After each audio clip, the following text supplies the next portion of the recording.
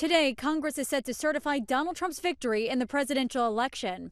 Vice President Kamala Harris, in her capacity as Senate president, will certify her own loss as one of her last official acts. It comes on the anniversary of the January 6th attack on the Capitol. 4 years ago, then President Trump urged supporters to head to the Capitol to protest Congress's certification of Joe Biden's victory.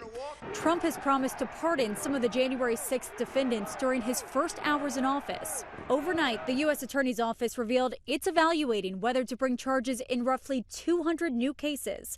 Nearly 1,600 people have faced charges so far. Meanwhile, President Biden, reflecting on the end of his political career, urged newly elected Democratic members of Congress to invest in relationships and work across the aisle.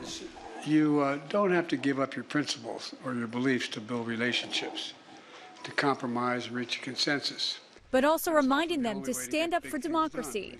It's your duty to tell the truth, to remember what happened, and not let January 6th be rewritten or even erased.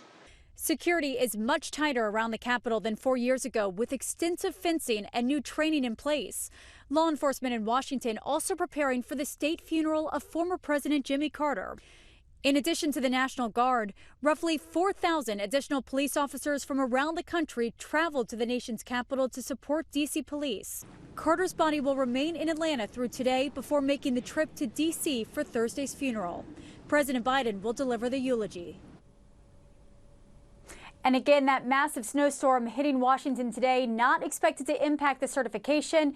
Even with federal offices closed today, House Speaker Mike Johnson says that the certification will move forward. Watch breaking news on YouTube. Subscribe to ABC 7 Chicago Eyewitness News.